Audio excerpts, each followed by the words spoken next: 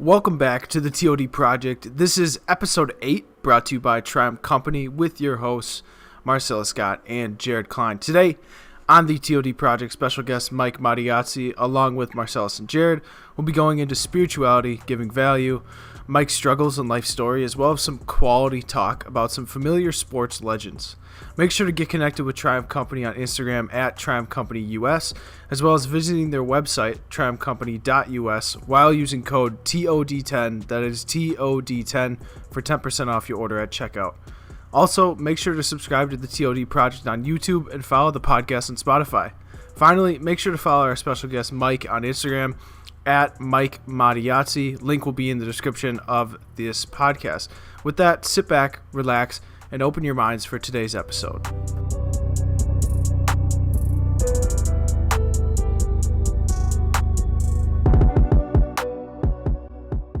All right, guys, welcome back. The long time awaited TOD Project. Hope you guys had a great holiday season. Christmas and New Year's was over that stunt where we didn't really record, but we are back today on, let's see, what's the date? January 6th with episode 8 with our special guest, Mike Matteazzi.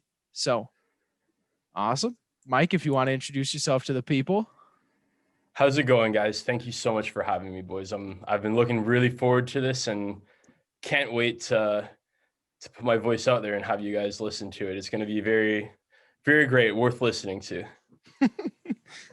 I hope you're excited. You're just as excited as I am to get back in the chair. Marcellus, how have you been doing, man? Man, I've been doing good and getting better. Gonna smile no matter the weather. This day's been phenomenal, bro. If you are not following the Triumph Company IG today, I did a hump day motivation post. Hopefully it can give you some fuel. Even if you listen to it or watch it tomorrow on Thursday when this podcast drop, you just now listen to it, you still can get some energy from it. I'm excited about my boy, Mike Matteazzi. It's supposed to be a great podcast, guys. Feeling good. Just a little disclaimer before we get into it. Obviously, guys, this will be mentioned in the intro, but all of Mike's and Triumph Company and TOD Projects links will all be in the description of the podcast, whether you're on Spotify or YouTube. It'll all be down there. So if you want to give everyone a follow, give everyone some love, go for it. That's where you'll find it. Thank you. You're well. Hey, got to give people a shout out where shout outs due. At the beginning of the podcast. Just so everyone hears it, just so everyone hears it. All right. Well, Mike, jump right into it, man. Tell us about yourself. Obviously your name's Mike Matteazzi, but if they don't see your Instagram, tell people Mike. about yourself, my man. Yeah, we want to know the Mike before he had the good curls, you know what I'm saying? The young Mike walking around. I had someone message me today, one of my friends. She's like, yeah, the content's good, but you need a haircut. And I'm like, well, barbers are shut down right now, but so that's kind of why it's all like this. Is typically not. But yeah, where should I start? So I guess it's been like kind of a long journey for me. So I'm, like you guys said, I'm a wellness and life coach. But that's not something I decided essentially overnight. It's been a long journey to get here. And so essentially I did a sport management program at a school called Brock University, which is in Niagara Falls, Canada. I thought I knew what I wanted to do when I was like 17. I thought I had my dream figured out where. Didn't we all? Yeah, exactly. I was like, oh, I've got it all figured out. I want to do sport business. I want to be the general manager of a hockey team. And so I went to school, graduated, did 4 years there. I started working for like a Canadian football team and a junior hockey team here in Canada. How was that? Whoa, hold on. Okay, I remember you saying you trained hockey players. This is what really intrigued me. And I was going on your Instagram. I'm like, hold on. This dude, he deserves way more followers, dude. You drop so much value, like literally books, mindfulness, spirituality, fitness. Dude, you can put your soul out there. I think the algorithm needs to get a big fat middle finger because, man, you deserve some more followers, bro. Like, for real. But, dude, yeah, go into the CFL and in hockey. Like, how did you get into that? Oh, okay. So you guys know of the CFL then? Okay, awesome. Mm-hmm. But that's basically just all through my schooling. So it was I just met people who essentially graduated with the exact same degree that I had. And so I started working for a Canadian football team called the Hamilton Tiger Cats, which is it's in between Niagara and Toronto. It's about 30 minutes away from Toronto. I would say maybe we gotta let people know. My bad. Hold on. We gotta let people know. Like the CFL is where a lot of players that don't make it to the NFL, they go to the CFL and play. Some play in the AFL, and I think there was an XFL. I don't know if it. Matter of fact, it was about to get shut down, but The Rock Dwayne Johnson bought the XFL. So there's so many different football leagues now. Like it's about to be like baseball. You got the double A, single A, triple A. But anyways, the CFL is the league where people go to when they can't make it to the NFL. But there's still great athletes there. But yeah. I remember when Chad Ochocinco came over. What? Whoa. That's who we got. That's who I'm gonna get on the podcast one day. I swear he's gonna be on the T.O.D. project. He's so damn crazy. He's a character. We had Johnny Manziel as well. He came over here for a bit. But I wasn't working with the team at that time. I was when Chad Ochocinco was in Montreal though. I was working in Hamilton when Chad Ochocinco was playing in Montreal. He unfortunately didn't do a lot, but nonetheless, it was kind of fun to have him here. It was cool to have like that celebrity experience where people just go to like a random football game in Hamilton, and then Chad Ochocinco is there with like a Louis Vuitton bag, and then everyone else is just like, whoa. So that was kind of funny, but. Anyway, sorry, back to what I was saying. I'm going to try to keep it as short as possible. So I started interning and I worked as a marketing intern. I did a sales and sponsorship intern. And I kind of started like selling some tickets in like an internship as well with a junior hockey team. And just after a while, I kind of realized that it was sort of it was fun working in sport, but it wasn't necessarily adding any, like, I felt like I wasn't really giving any value back. Ooh. And so I was not expecting that, dude. You seem like a guy that's like, oh, I'm gonna play all the sports. I'm a jock. I'm finna if we was playing football right now and I was running because I used to play running back. I feel like you'd be that guy that would really want to stick me. You seem like that type of guy. You seem like you would enjoy sports. So that really like shocked me a little bit. I don't know about you, Jared, but Jared loves sports too, man. Jared loves it all, bro. Even soccer. I'm like, hey, okay, I gotta get into football. But bro, yeah. Hey, the best thing that came out of Canada for soccer was one guy. So he probably Matt. Matt. I want to call you Matt because I see your last name first. Mike, do you know anything about soccer? Oh, of course. I'm Italian descent. I more follow European soccer, I'll be honest, but I do think the MLS is like way up on the rise. I'm a pretty big TFC fan, and so is my brother-in-law. Like we went to the championship back in 2017 and had an absolute riot. So I am a fan of the MLS. Go TFC. But first and foremost, though, it is AC Milan just because of my Italian heritage. Ooh, watch out, Nashville got a team. Nashville has a team now. Yeah. What do you think of Ibra? He's like 48 years old and he's still killing it over there. I know. 48. Man. God dang, that's old in sports. Look him up, Marcel. He's not 48. I'm over exaggerating. He's like what, 39? But still, like he's late 30s. He's for football. It's insane. You never really find, especially an attacker. You never really find an attacker that old. I mean, what's his name? Cristiano Ronaldo will last that long, or oh yeah, he's a freak of nature. Yeah. He's his anatomy is just insane. Like they say he's got the body of a 20-year-old at like age 35, which is nuts. So I feel like he's gonna be like a Tom Brady kind of guy where he's just around till he's like 45. Great comparison. Both goats. Yeah. And same with trying to think of another athlete. I don't know if you guys know Jaromir Jagr. He's kind of been around for a long time in hockey as well. He's kind of like similar where they just won't retire. They're just forever playing for whatever reason. But that's that Brett Favre type stuff too.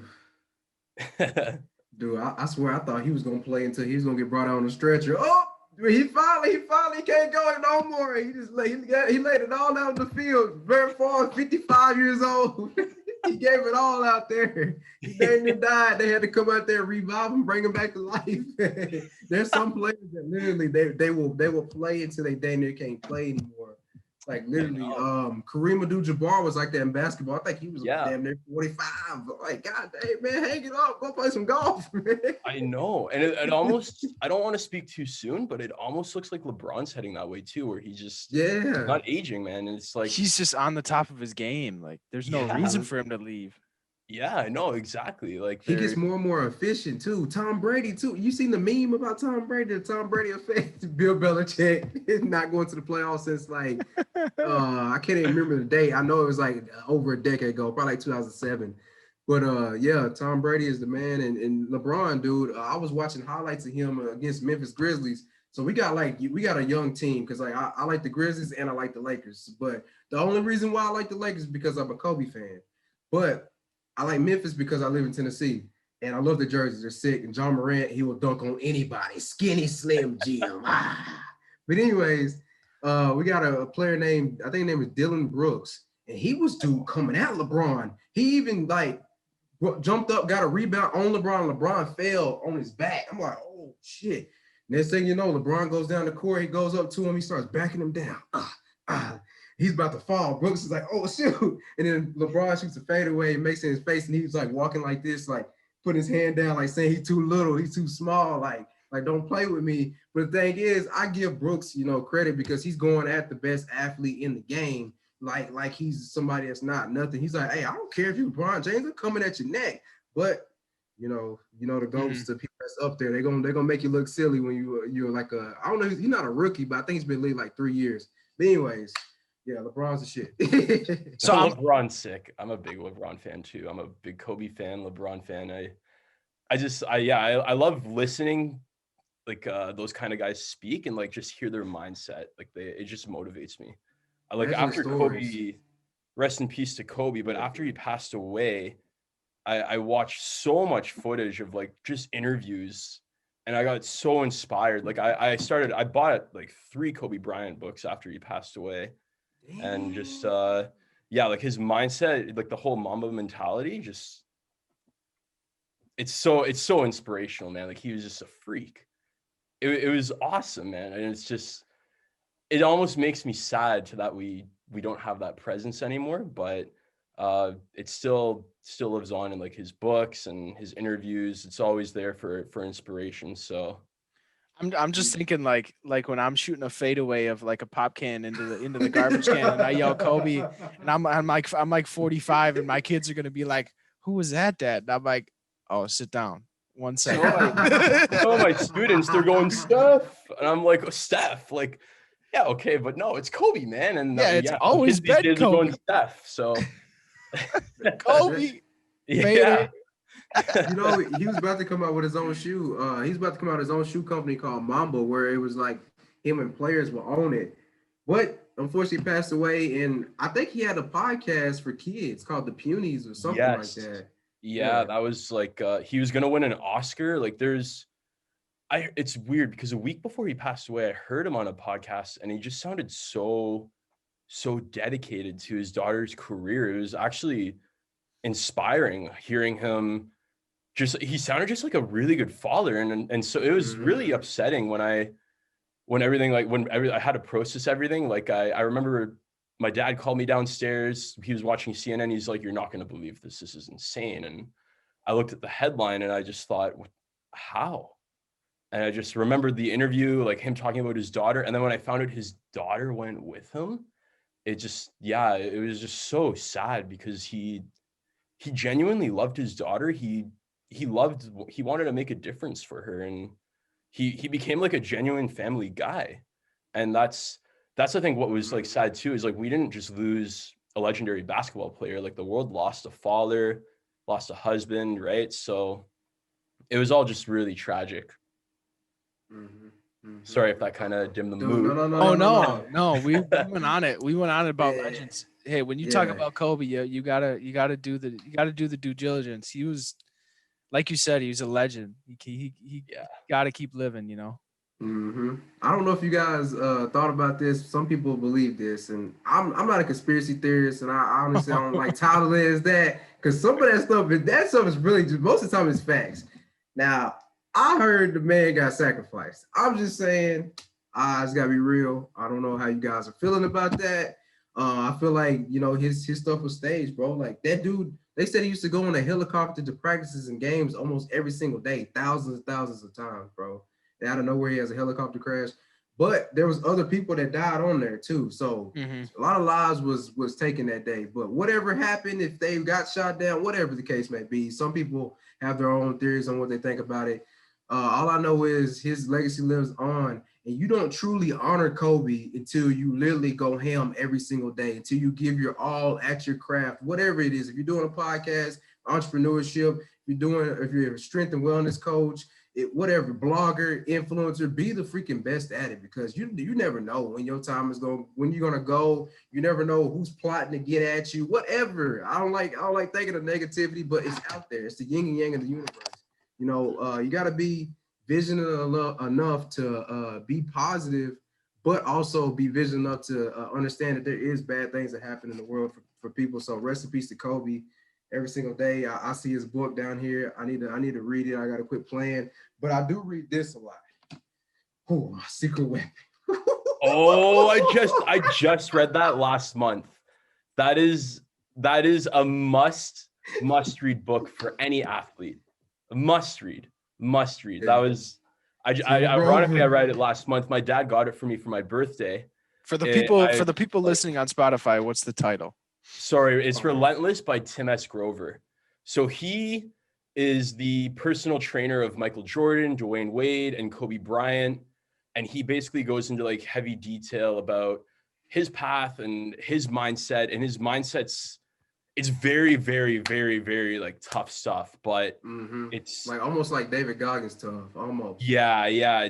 Not that level though. Exactly. Well, yeah, David Goggins is like, might be like way more that way.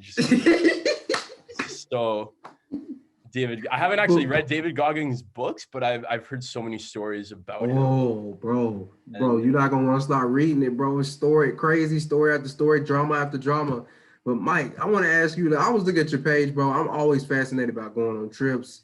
And you said you're from Italy, bro. What is it like out there? Please tell me. Is the food amazing? The women are nice. What is so beautiful? Like, what is the greatest thing about Italy? Because every time I think of Italy, I think of me being on a boat, dressed in a nice, like, luxury looking clothes, maybe from Dior or something, and just riding on the boat. Got a dude taking us away, and we're gonna go eat somewhere good, and people are happy and having a good time. So, what's it like out there, bro? Man, it's so amazing. So I have family out there. I was born here, but my grandparents were born in Italy. They immigrated here to Canada because of like lack of job opportunities and whatnot back in the 50s. So my parents were both born here too, but I went there for the first time 2 summers ago, and my dad's cousin, who I call my aunt, she's I guess like my second cousin, but she literally just like took me under her wing and took care of me like I was literally her son. Like literally all my expenses covered. She didn't ask for a dime. She insisted. She went as far as like buying souvenirs for me. Like we'd be clothes shopping and she would buy me clothes. I was, and that's where I drew the line. I was like, okay, you can't do that. Like I gotta buy my clothes. Like this is ridiculous. This is like souvenir money. Like I understand you're trying to be nice, but I need to buy my own clothes. That's just like too generous. And she was so kind. And so I stayed with my family in a province called Friuli, which is like the northeastern part of Italy. It's just about an hour and a half north of Venice. But Italy, it's just a massive dream, man. Like the quality of the food is, for whatever reason, like the average restaurant there is like an 11 out of 10. What? You have like average pizza. Even their frozen pizza is like our like gourmet pizza almost. Like it's just insane. It's so over the top, and it's such a great experience. I saw so many things that I didn't even expect to actually like see. Like there are things that I saw, like when I went to the Dolomites, I didn't expect to go there, but I also didn't expect it to be so fantastic. It's basically like their version of the Rocky Mountains. And it was so beautiful. Like I was just looking at these little towns in the mountains, and Mm-hmm. It was awesome. And then of course there were other experiences where I went to some cities and I was like, this kind of has a different vibe than I thought it would. But then there were other cities that like blew my mind, like Rome and Florence. Oh shoot! Not Rome. Venice. Not where they was going. Where the freaking gladiators was going down in Rome, Greek, all in that area. Oh my god. Yeah. And then when I went to Milan, I was kind of like, I don't know. It just kind of felt like. Did you see the San Siro? I did from a distance. I did see. So this is the tragic part. I was supposed to go to a game in Milan. The game got canceled because the year I went there, like that week, I was supposed to see AC Milan play Sampdoria, and Sampdoria plays out of Genoa, and a bridge collapsed in Genoa when I was there in August 2018.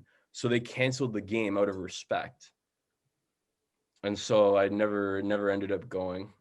Now I don't want to sound, It was going to be at the San Siro, right? It was going to be at the San Siro. Oh, that was like number one on my bucket list. Yeah, that was one hell of a missed opportunity. Damn, brother.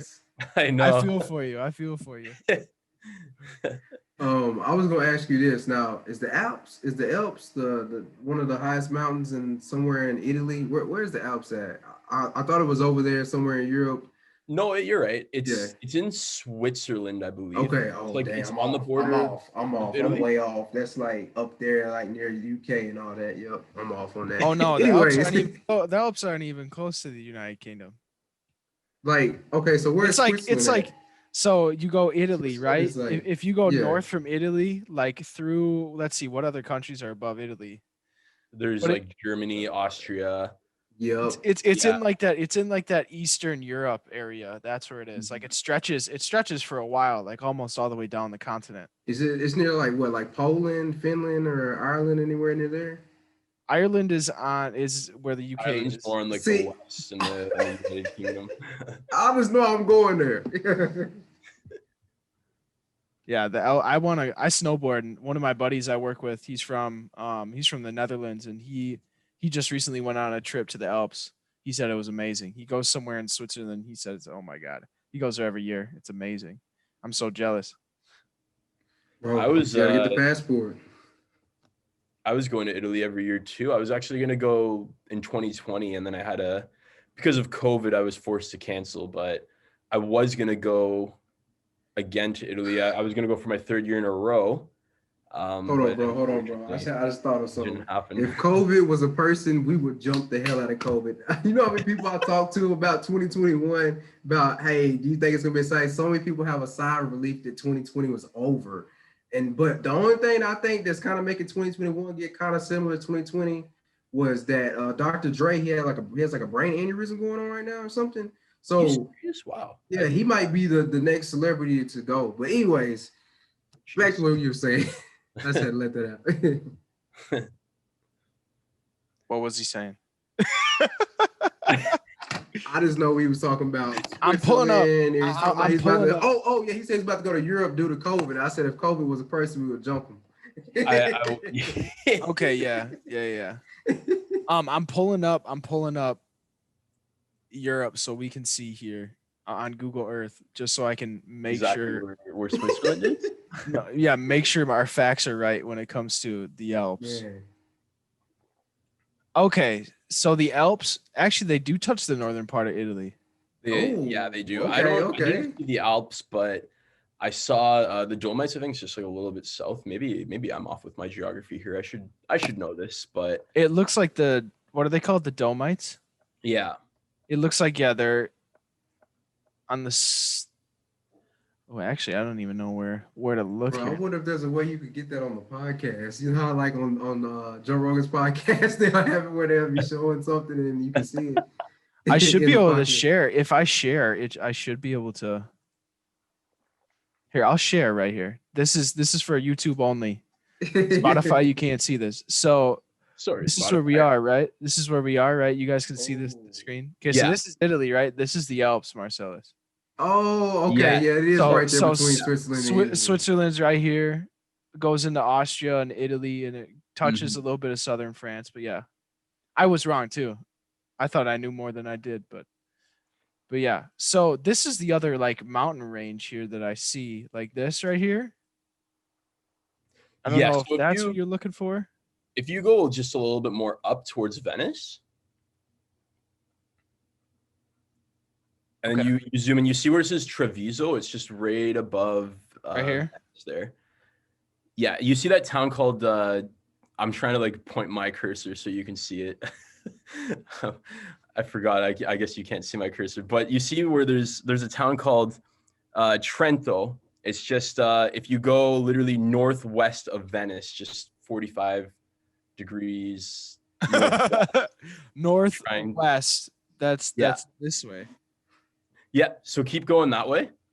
And there's like a little town called Trento. And that was basically kind of where I was in the Dolomites. Okay. Yeah. Oh, so like this is where they are in this area here. Oh, yeah. There you go. Trento. It's literally right there. Oh, yeah. right here. There Okay. you go. Yeah. It was, Okay. that's You all up basically in where I the went. mountains, ain't you? Okay. Or you was when you was there, yeah. Good one. Yeah. I spent a lot of time in the north in my first year there. And then in the second year, I spent a lot of the time in the north as well. And then Look at Monaco. the south I've been is Rome. God. Yeah, Rome. My girlfriend and her family traveled to Italy. Actually not that long ago. I'm gonna stop sharing here. Sorry, Spotify listeners, you weren't able to see that. But got these yeah, pictures in your mind. my girlfriend and her family went to Italy. I think 2 years ago. And they went to Rome, Venice, Florence, and I think they went one other place. But they said it was outstanding, like over the top, like exceeded their expectations. They said it was one of the best places they've ever been in their life. I got to go. I went there with super high expectations. It topped the bucket list for my entire life. And so when I finally went there when I was 24, I was expecting the trip to be like a 12 out of 10. It was like a 20 out of 10. It was just so, Wow. and a lot of that's thanks to my family too. They spoiled me to death. And so I'm forever grateful for that. And I just saw so much, like just so many things. Like I saw Rome, Venice, Florence, and Milan all in 2 weeks. And so it was all really cool. And I also saw the houses that my grandparents were both born in. So that was also really cool. Ooh. Oh, that's That was awesome. really fun. Yeah. Yeah, that is. That was a funny experience in itself too, because that I actually like unknowingly would walk by it every single day. We would drive by the house that my grandfather was built in or born in like every single day.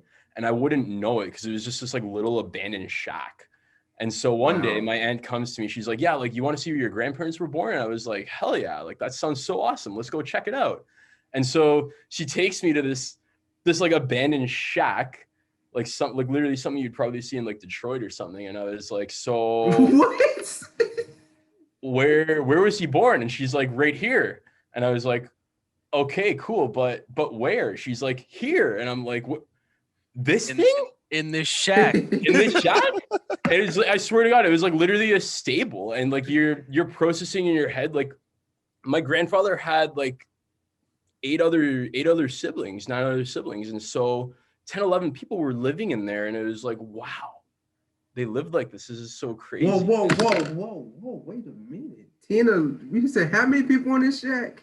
Like they were in there 11, crowded. Like, dude, you wake up, you gotta freaking skip over a couple of people when you go to the bath like that. Oh my god. Yeah, what if you gotta piss at like 3 a.m.? You're like stepping on people's heads and shit. That was the other thing too. Like my grandfather used to tell me stories about like how he would be sleeping with rats in his mattress. What? Yeah, it's crazy. Like those crazy it's like your typical like crazy immigrant story kind of thing. Like he would always tell me how he came here not knowing any words other than banana, and he came here all by himself just to literally find a job. And he started working on the railroads here in Canada out near Calgary, so kind of further out west. And then he came here like closer to Toronto to work in construction eventually. Had my grandmother come here. It was kind of more like an arranged marriage, so it was like really old school. But yeah, like whenever he told me these kinds of stories, how he grew up during wartime, like my nonna or my grandma, we say nonna in Italian. That's cool. At age 5, she would literally be running for her life, for like running away from bombs from like the Germans and stuff. So, and I have to actually thank you guys, because the Americans came in and liberated her town. There was a very, very interesting story, actually. Do you know the exact year, though? I really want to kind of get myself into, but like, what exact year do you know? When the Americans liberated? Yeah, whenever there was bombings and stuff going on, and she was 5 years old running and doing her thing back then. That was World War II, right? Yeah, I wouldn't know the exact years, but I would guess sometime after. It would have been when Italy switched sides. We were Italy's notorious for kind of just jumping ship. I'm not sure exactly when they did that, but it was definitely when the Germans were kind of against Italy and stuff like that. And so I remember my Nona, or my grandma, sorry, I keep saying Nona, but keep saying it. It's all right. Yeah, I like it. It sounds cool to me. It's something different. No worries, my man. Me, like a really neat story once, actually, how her uncle blew up one of like Hitler's like super important bomb trains. What? And so you got a dope family, actually, man. Yeah, they had plans, actually, the Germans, to literally burn my grandmother's house to the ground and make sure, like, keep everyone inside the house, and if anyone tried to jump out, they would shoot them. Whoa. And they never did this, and this is why I'm thanking you guys as Americans, because you guys liberated the town before they had a chance to do that. And then the Americans, actually, they came in and they told my grandmother's family, this is what they plan to do, and like, thank God you guys are safe and stuff like that. So my family's basically just always grateful to Americans for that reason. We're always like super proud to have you guys like as our neighbor and stuff like that, living here in Canada. And so always like, I guess, a little lesson of gratitude there, because if that had happened, if you guys didn't come in and liberate the town, I wouldn't be here having this conversation. I wouldn't be living. My dad wouldn't have been born. It would have just thinking about like thinking about the dominoes that would not, like, that's crazy. Exactly, right. That's so crazy. It's wild. Yeah, it's crazy to think about it. Actually, it makes me grateful just talking about it. So, so I want to ask you one thing. Maybe make it a more topical thing, because Marcellus and I are kind of on the same wavelength as you are on this kind of topic. But what kind of made that thing click in your head to be like, I want to help people. I want to provide value. Like, I don't like you. Usually people, the older generations than us, they think our age group is selfish. We don't really care for anyone else. But then, we see people like us, see people like you, really reaching out and offering their own knowledge and experience for other people to kind of use as learning material, or attaching themselves to you as like as a figure that they look up to. So I guess, what was that trigger in your head that made you think, hey, I want to provide value, and this is how I'm going to do it. This is why I'm going to do it. And kind of all that stuff. Great question. To sum it up, like, really simply, pain, man, heartbreak, losing family members, a lot of family members going through like mental health struggles and stuff like that. And so just a combination of all of that happening within literally the last 5 years, from like 2015 up till now. I had I guess you could say, like, I'm a kind of sensitive guy. I'll be very honest and vulnerable. So I had girls breaking my heart. I lost my mom 2 years ago to breast cancer. I lost 2 grandparents who I was just talking about, my Nona and Nono, last year, all just like 3 months apart. And so essentially I had 2 options. I could be very bitter about it, or I can go dive deeper into myself, work on healing myself, work on things like self-development, to essentially become better and to work with my pain. And as I started doing that, I started reading books on how to cope with my pain. I started reading books on spirituality. I'll be very honest, like I grew up Christian Catholic, but I never really cared for going to church. That doesn't mean I didn't believe in God. I just didn't really find church the most entertaining. But that being said, I started realizing that scripture and even like just ancient wisdom from other religions like Hinduism and just Buddhism, Confucianism, there's exactly. so many out there. Exactly. I just started stringing together knowledge from so many other religious scriptures, and I started meditating. I joined an organization where I started meditating with this group for like once a month. That? Oh, it's great, man. And Yeah. so I guess that I don't know if that kind of helps answer it, but along the lines, I answered it. I started going through pain, and I started I became a strength coach because I started a really intense fitness regime because of like my heart rate. I started working out because I was like, you know what? I'm going to start to look pretty for the girls and whatnot. But so I was like, yeah, like big chest, big abs, 100K followers on Instagram. Let's go. And so I started working out, but then I had my heart broken again. And I was like, well, what the heck? Like, this wasn't supposed to happen. I've been working out forever. Like, you work out, you don't get your heart broken, but then it turns out it's not like that. And I realized, you know what, this fitness stuff, it's made my mindset better. It's literally, I owe everything to fitness. Like, all my good habits literally accumulated on top of fitness. Everything from, so I started getting more fit. Getting more fit made me want to eat healthier. Eating healthier then made me want to read about like working out more and eating healthier. And then as I started reading more about that, I realized, oh man, I love reading. I started reading more about like morning routines.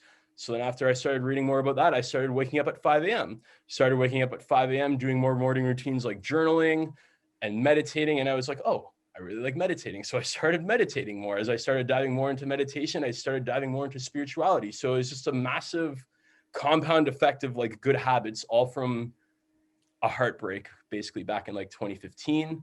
And then the compound effect of like losing my mom, losing my grandparents, and more heartbreaks.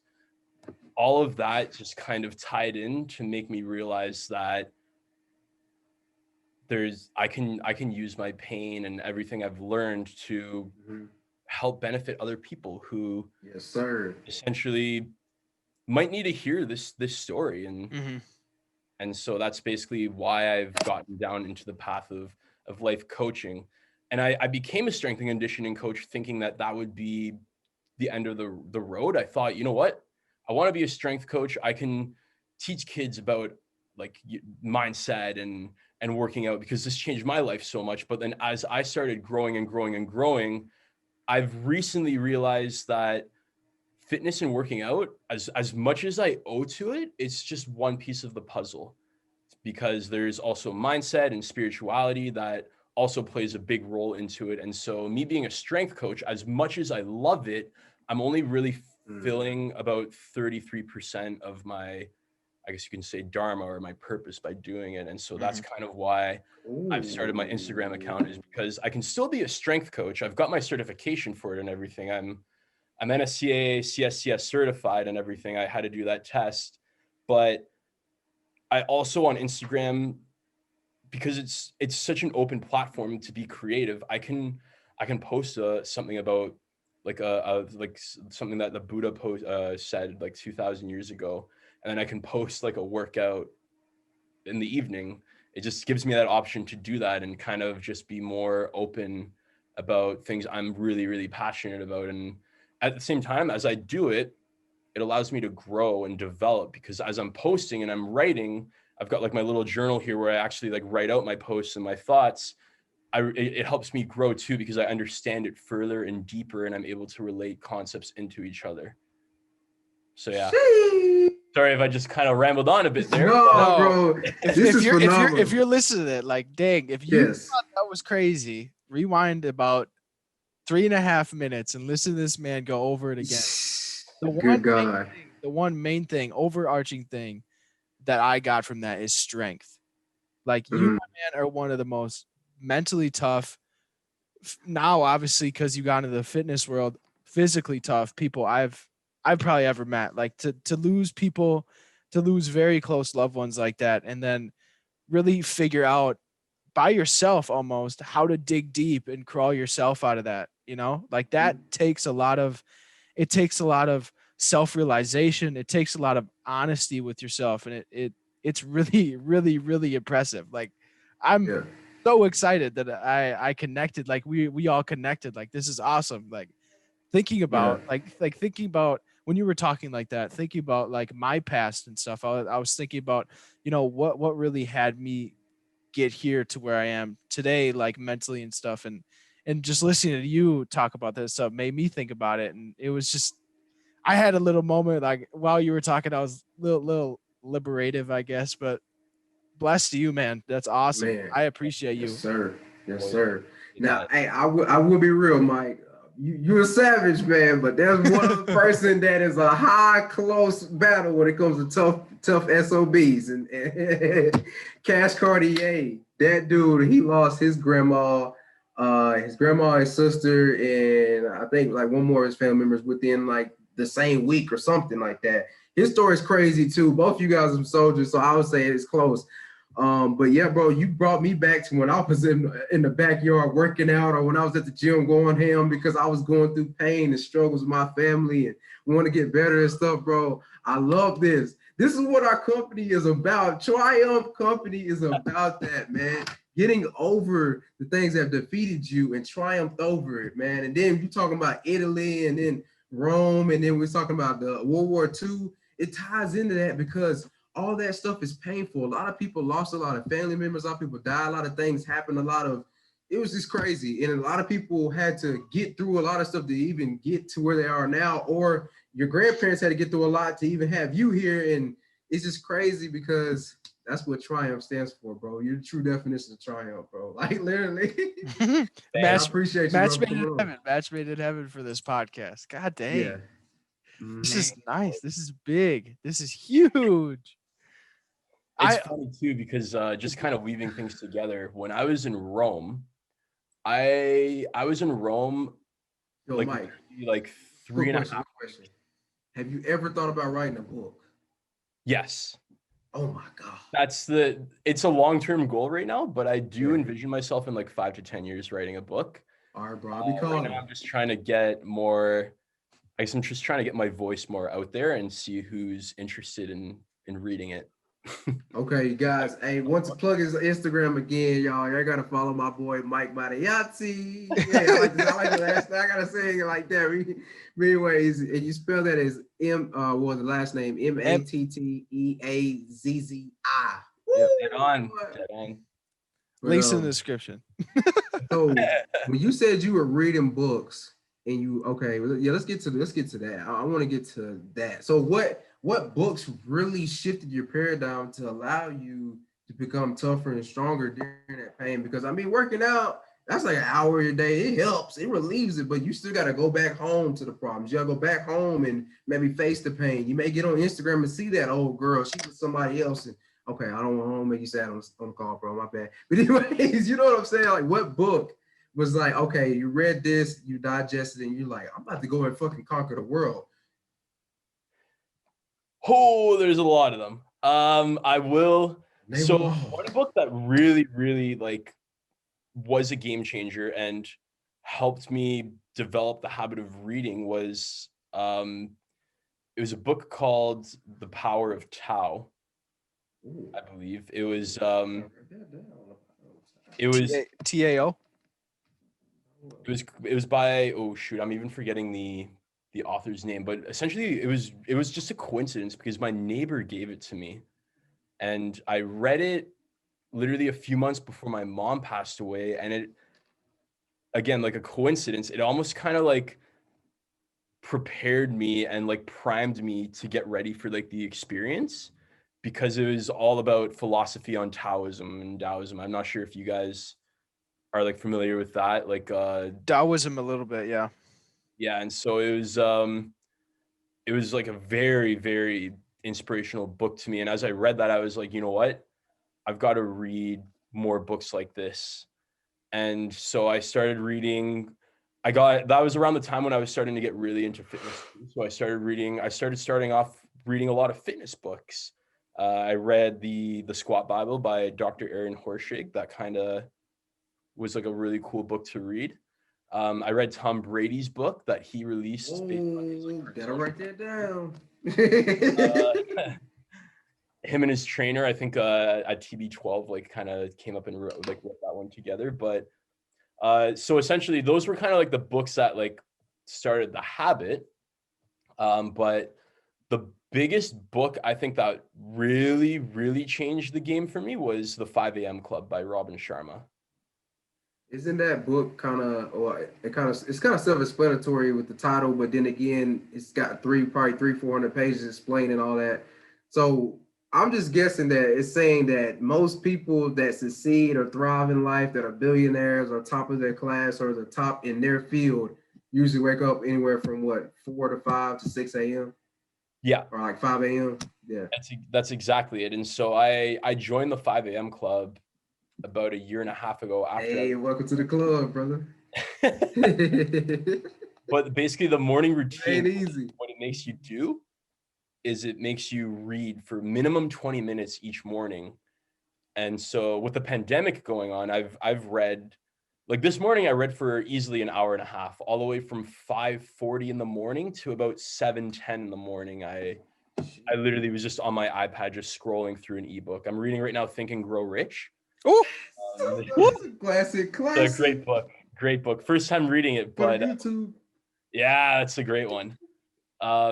So that was a huge game changer, just for the sole reason that my morning routine has helped me, like it's allowed me to like do things like journaling and just reading so many books. I think I read like somewhere between like 30 and 40 books last year, which probably doesn't sound like a lot to some people, but to me, it's that's a shit ton. That's a lot of books, brother. Bro. The average American only reads one book a year. The average CEO reads 52 books a year. So if you end up reading a book every single month, or hold on, yeah, is that every single week? Yeah, every single week. You read one book every single week, bro. You match what a CEO does. You got it, bro. You got to evolve. You got to read. You got to learn. People are stuck in the mindset that, I finished high school, I finished college, I'm done, I'm never looking at a book again. But dude, when you get 20, 30, 40 years old, if you read a book about time management, read a book about taxes, read a book about business, how to be a parent, it can help you along the way. Like this is a book I'm reading right now. It's making me feel so good. Do y'all know how this name came about? Nike? I gotta Nike? That is a goddess. That's like a god or goddess in what's it called, mythology, Greek mythology, whatever. And the story is crazy, bro. And then I think about our brand, I'm like, oh man, he had to go through all that. Think about you living in America, in Seattle back in the 60s, you having to go fly over to Japan and Taiwan to go over there to factories, and you don't even know the language that well, and you have to converse with Asian people, and they don't play no games. Literally. He had to go through maybe like there's times he almost lost Nike. But one thing I really love about him was the fact that his first pro athlete was this distance runner. I can't remember his full name right now on the podcast, but his first athlete was a distance runner in the Olympics. And what happened to him was he got in a car crash. He flew out the car, and the car came down and crushed him. And they made memorials and stuff about him over at the Nike headquarters and stuff. And the whole story, the whole book is amazing. Like that's another book you got to read. Phil Knight, Shoe Dog, 12 out of 10. Yeah. It's on my to read list of about 100 and something books. Mm-hmm. I have a massive to read list. Today, ironically, I just placed an order for like $90 of books. It's like it came out to like about 15 books, so I'm pretty fired up for that to way over here. But add into the collection. Hold on, Mike. How old are you, Mike? I'm 27. I'm turning 28. What? September, yeah. Oh my God, bro! I thought you were like 21, 22. Oh, really? You see what fitness will do to your body, or make you it'll make you look. If you work out, you'll look, I swear, that almost 10 years younger. Yeah, bro, you look good for your age and everything. You're not old or nothing. You're still young as hell. We're young as hell. Think about it. Also about Yeah, the I'm books. 22. I thought you were younger than me. Yeah, I thought you were like that young, like 20, 21. Like, Thank for you. real. Thank you. How you guys are both 22? No, I'm 24. Yeah, I'm 22. Oh, okay. Yeah. Right on. Right on. Yes, sir. But we're still young as heck, dude. Think about it. If we live, they say the average person lives to be like 78. Shit, we got like 40 some more years of this thing. We got a lot of books to read, a lot of things to do. Exactly, man. No, there's still a lot of growth opportunity and potential for us, man. Tons. Anyone listening to this right now in your like teens, especially if you're in your teens, actually, there's definitely a lot you can benefit from listening to you guys. So continue to do so, because yeah, that's when you want to develop your mindset. I ironically, before this, was literally writing a script on what I would do if, like, what I would want to tell myself as a teenager, because I feel like those were years of my life that I just didn't utilize very properly. Right. And so, I'm on TikTok too. And I know that's like a very popular like platform for younger kids and stuff. So I'm hoping to get it out there so like some teenagers watch it. But that's a very critical part of life where a mindset needs to be instilled. Obviously, you can still do it in your 20s. I did it too. I mean, I wasn't necessarily the most productive or mindful teenager. And I into my 20s, I kind of did it through like self-development and stuff like that. And that being said, I still have a long way to go. But I think anyone who's like younger, like the younger you do it, the younger you work on yourself, you're going far. So That's the big thing. It's the big thing. So I coach baseball. I've been coaching baseball for about 2.5 years now. And I connected to you when you said you were a strength and conditioning coach and like you're working with kids and yeah. And I mean, like that's one of the big things that I've been actually doing. I'm not trying to do it. I am doing it. I have been doing it. It's amazing to see like when you mentor someone or when kids come up to you and ask you questions and you give mentorship and you provide that answer that they're looking for, and then you see them kind of when you're sitting on the sidelines, you see them apply it into their own life, and whether it's in between the lines or on the court, or whether it's on the field or not, like it hits it different. Like I've been giving out books, like I've literally bought books just solely so I can give it to certain kids because I know that they will benefit from it. And like like I was so stubborn minded when I was a teenager. Like I thought I was the best baseball player to ever come out of my high school at some times. Like I was so arrogant and so stubborn, and then college hit me in the face and like I realized I wasn't as good, and I felt like I got that shock too late. So like I feel like I have a duty now to really show these kids that hey, like there's more to not only life, but there's more to your social connection with your friends and everything than sports and then baseball. Like you got to train this to become a better person, not just your muscles. Like yes, sir. it being able to do that and being super humbled to be put in the position that I am to mentor these kids, whether like and now that they feel comfortable coming up to me and putting their trust in me, is a feeling I will never get tired of. Like giving some of these kids books that I've read that have changed my life, and then them getting back to me after reading just like the first chapter and being like, dang, like I've already changed. For example, I've already changed my morning routine because of this first chapter. Like was like, dang, like that's something. Wow. Like I smiled at myself and I'm like, damn, like that's something you did. Like it's insane to be put in a situation like that and be able to give that value. It's just something I'll never get rid of. Sheesh. I totally Man. can vibe with that, man. Shout out to the kids. Yeah.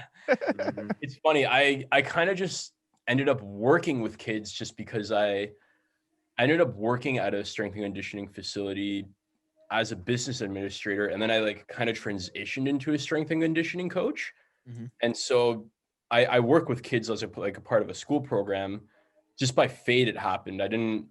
I could have worked with like adults, I could have worked with anybody, but just by fate I just happened to work at a strength and conditioning facility that trains kid hockey players. And after I started doing it, I started realizing how much I love working with kids.